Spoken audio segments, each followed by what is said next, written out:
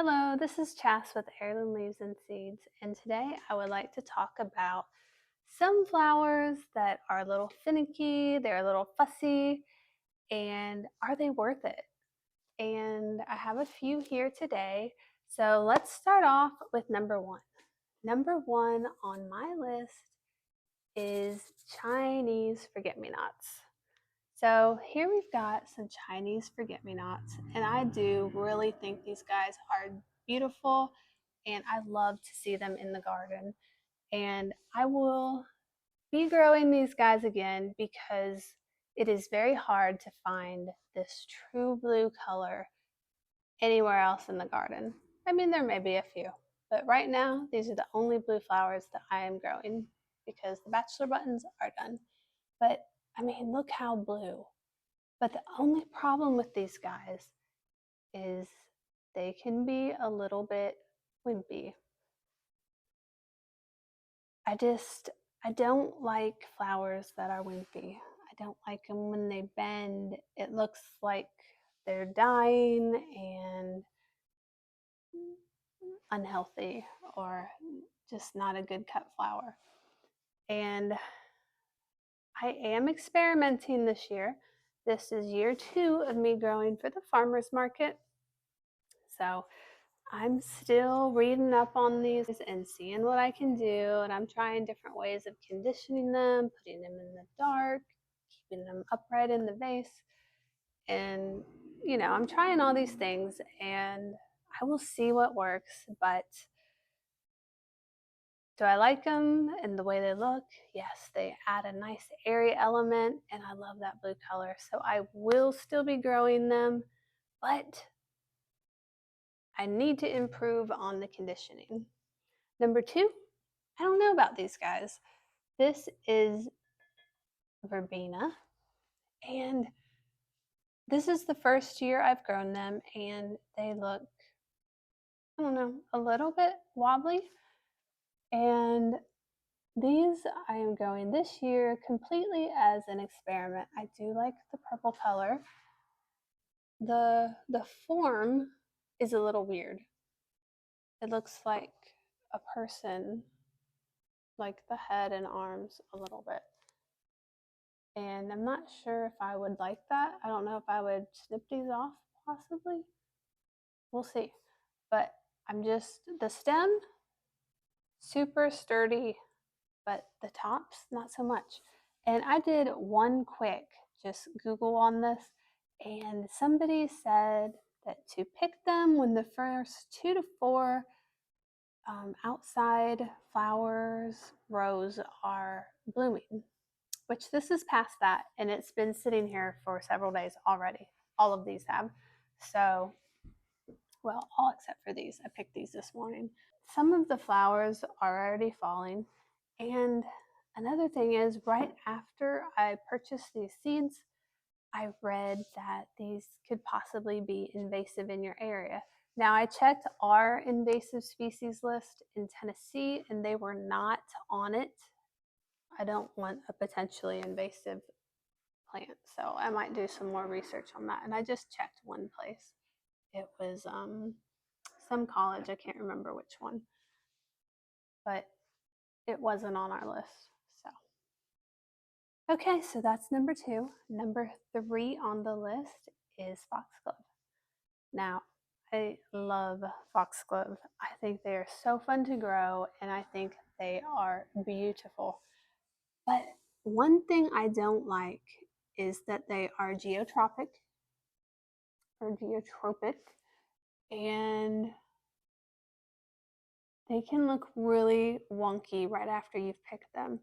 So these are a week old, and when I picked them, I picked several, and I didn't even end up using them because this one's bad. They did this. And if you look it up, they're like, oh, just keep them straight in the vase. Well, I did that, and still.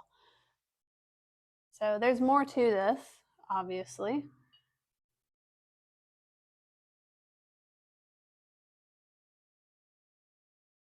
Oh, and geotropic means just something to do with gravity.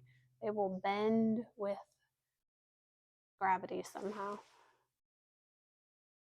Now, besides this one, I didn't show my husband that extreme version, but I asked him about these and he thought they looked good. So I don't think that the average customer would be like, oh, those are geotropic and you didn't do it correctly. I don't think they're going to notice this at all. And like I said, these did straighten up a little afterwards. So I'm wondering, do they just need to condition longer? I think these would be okay, but after I had just picked them, they did not look this nice. And these are, like I said, a week old. So it's just a little frustrating as a flower farmer when you pick something and it looks really nice and then it gets wonky, even though you think you've done everything right. Especially this just makes me want to cry because it makes me think you should just leave them on the plant. They look so much better there than, of course, like this. So I will continue to grow them just because I love them so much, but I will continue to research and look into these guys, make sure I'm doing everything I can. I keep them as upright as I can. I've tried putting them in the dark. What else have I tried? I think I might try like rolling them in craft paper. I have some old and I'll just do that just to keep them more upright, maybe in the dark. I don't think these guys are phototropic, but we'll see. And these are very similar to Snapdragons. Now, Snapdragons are geotropic and phototropic. I don't know which one. I've heard people say both. I'm going to just go with geotropic. I think that sounds good. But they are like that. And same thing, just like this. They can look very wimpy, like this one, or wonky, or just like this. And now it's weird because sometimes I don't have much of an issue, and then other times I'm like, oh, what has happened? And I just need to do a little bit more research and figure this out because I love Snapdragons also. What's a little frustrating is when you have so many, and it seems to be the spikes. You have so many different things that need to be conditioned in such a way. And then on top of that, you have these guys that are bending with the sun or with gravity. And it can be a little much when you're picking 30 different varieties. And I mean, maybe I need to scale back on my varieties. But the whole point of this video is I want to, moving forward, have more things like Sweet William because Sweet William is so dependable and it lasts forever in the vase. And I cut it and I stick it in a vase right here in this room and it's fine. It's not bending, it doesn't need seared, it doesn't need any special treatment whatsoever. It's just a great cut flower. It can get a little hectic and crazy and you're like, oh, I gotta tie these guys up or wrap them or get them in the dark or sear the stems. I mean, there's so many different things and you gotta think what you gotta do for one flower and then another one. And it's just, it can be a bit much. So I want to focus more on these guys and less on these. And the last plant I'm gonna talk about is Yarrow. Now, Yarrow is great and I love them and I will be growing them again. But one thing about Yarrow is these side stems especially can get very droopy. Now see, I don't know with most people, and even the top stem, I mean, like I said, these are a week old, but sometimes they can do this. And I keep them upright, I sear the stems, I put them in the dark, and sometimes still it's like, why are you doing this? And I try to pick them because also if you pick them when they're not fully open, they will wilt almost right away. And so I always pick them when they're nice and open. And I just read today that it's best to even see them when they have pollen on them. So, gonna try that. But for the most part, they are pretty good. But it seems like sometimes some of them will be wimpy, and it can be a little frustrating. But these guys are pretty much good for the most part. So I don't know if maybe I was picking things a little too early in the year, the beginning of the year, just because I needed some pink. I don't know. But I will be paying more attention, taking better notes just to see how they're conditioned and see how they do. And I might even start keeping a few like examples, because if you sell all your flowers, you may not know how a certain one does. I'm feeling like I need to bend this stem.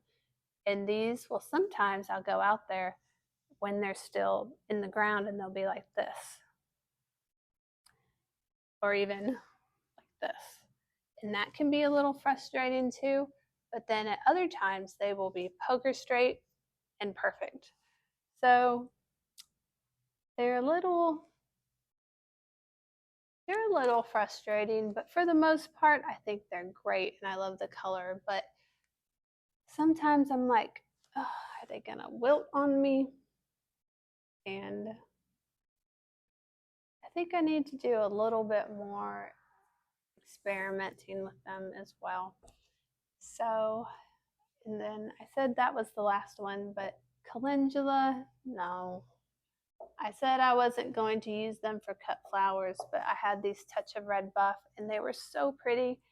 And I tried them again and they're not the greatest cut flower, and they will end up looking spiky after a couple days. And they change in appearance. So I just won't. Oh, and I wanted to tell you a story. I'll end on this. Sweet William, one day I was picking them for the farmer's market, and when I picked it, I was like, what is in my hand? I had this really weird feeling, and I looked, and it was a chrysalis or cocoon of a swallowtail butterfly hanging on the side. Scared me to death because I knew I had something that shouldn't be there in my hand. Oh, and just look how pretty this guy is quick. I mean, they're so pretty. But anyways, I had that in my hand. Scared me a little bit. And then I was upset because I'm not 100% sure, but I wonder if perhaps the caterpillar, I wonder if they pick an angle at all. Like, oh, this is nice, so I hang just like this. I don't know. But I was upset that I picked it, and I was worried if I put it in a jar or something, would that be the wrong angle for it? But I did it anyways. But the crazy thing about that story was that I went ahead and I put the Sweet William that I had cut in a jar with water, and I sat it under a big grouping of sunflowers. That way it would get some shade. And the crazy thing of this story is it's been weeks ago, and the Sweet William still looks the same. It still looks amazing, and I haven't, it's probably even out of water. So it's just amazing how well these guys last. And that's the moral of this story is this is year 2 of me being at the farmer's market and growing cut flowers. 3 years if you count the year that I grew a bunch of flowers for my daughter's wedding. I want more flowers like Sweet William. They're dependable, they're not fussy. I cut it, I stick it in water, I bring it in the shop. That's it. So I want more flowers and plants like this versus ones like this, because on the day I cut, I mean, I'm searing things, I'm putting them in the dark, I'm tying them up, I'm making sure they're upright in the vase, I'm doing this, I'm doing that. And with Sweet William, you just put it in a vase and forget about it until it's time to get your bouquets ready. About something too about Sweet William is I never am like, oh, are they going to be wilted when I come back over? Are they going to be wonky? No, they are poker straight and they look the same way as when I cut them. So I want more of this and a little less of this. Will I still be growing some of these? Probably, because I mean, I love Foxglove. They're probably one of my favorite flowers. I mean, this is Alba, and they're just so beautiful. But maybe I'll dial it back a little bit. Or maybe there's one variety that is a little better about getting wonky than other ones. I don't know. It'll just take some experimenting. And I'm okay with that because I like it. Or maybe I'll try something new that will condition them a little bit better. I don't know. Like I said, a little less finicky, more dependable. And that will just make when I get ready for the farmer's market and start arranging go so much smoother. Because when I walk over here and I see this, oh, it depresses me and it makes me feel bad. Why don't you leave me in the comments what your favorite dependable flowers are and which ones are too finicky for you? Which ones are you like, I don't know if I'm going to grow them anymore. So whether you are a flower farmer, a florist, a gardener, which flowers are your favorites for cutting? And which ones are you kind of on the fence on and don't really like to use, or you don't really like to cut them because you know they're a little bit finicky? So if you have a minute, leave it in the comments below because what doesn't work for me may be amazing for you. And even the ones I like, you may be like, oh, I don't like Sweet William. It just depends on where you are, your growing conditions, and a whole slew of other things. So it'd be interesting to see what you guys like and don't like so much. I hope you guys found this interesting, and I hope you have a great weekend, and I'll see you in the next video. Bye.